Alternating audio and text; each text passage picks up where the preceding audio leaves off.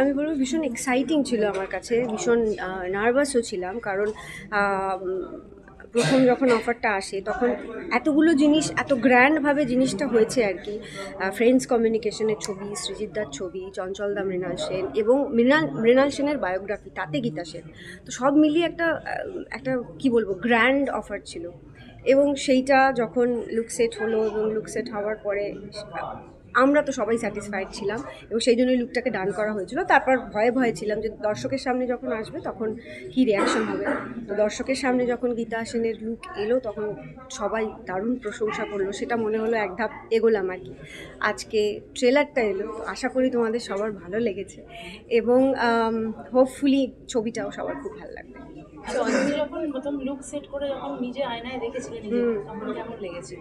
ওইটাই, এই প্রশ্নের উত্তরটাই আমি একটু আগে দিলাম, যেটাতে আমার খুব এক্সাইটিংও লেগেছিল, একটা অন্য মনামিকে দেখলাম এবং ভয়ও ছিল যে এটা তো আমার ভালো লাগছে, দর্শকের কেমন লাগবে।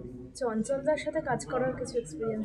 চঞ্চলদা ভীষণ সহজ মানুষ, কাজের জায়গায় যেরকম সিরিয়াস ওই রকম সহজ মানে ইন দ্য সেন্স, আমি মানে ইজি বলছি না, আমি বলছি যে দুজন অ্যাক্টর যদি একে অপরের সাথে সহজ না হয় আর কি, তাহলে কেমিস্ট্রিটা, স্পেশালি এই ধরনের হাজব্যান্ড ওয়াইফের চরিত্রে কেমিস্ট্রিটা ফুটিয়ে তোলা অসুবিধে হয়। তো সেটাতে কোনো অসুবিধা হয়নি, উনি অতটাই মানে সহজ। আপনি কি মানে ইন্ডাস্ট্রিতে একটা কথা শোনা যায় যে সৃজিত মুখার্জির সাথে কাজ করা মানে কেরিয়ারের উত্তরণ, তো আপনিও কি বিষয়টাকে সেভাবেই দেখছেন? একদমই তাই, শুধু সেটা নয়, এই ছবিটাই আমার মনে হয় একটা যেরমভাবেই আসুক দর্শকের সামনে, এই ছবিটা আমার জন্য একটা মাইলস্টোন হয়েই থাকবে সারা জীবন।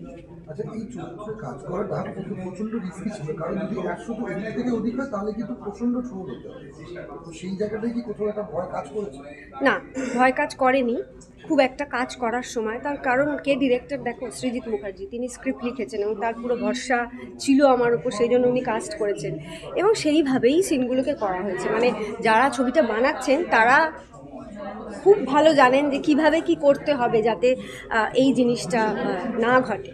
তো সেই সময় হয়নি, কিন্তু একটা নার্ভাসনেস তো সব সময় থাকে। যেরকম বললাম, প্রথম লুকের পরে একটা নার্ভাসনেস ছিল, রিলিজ যত এগিয়ে আসছে একটা নার্ভাসনেস তো আছেই যে জিনিসটা কিভাবে ওয়ার্ক করবে, এইটাই।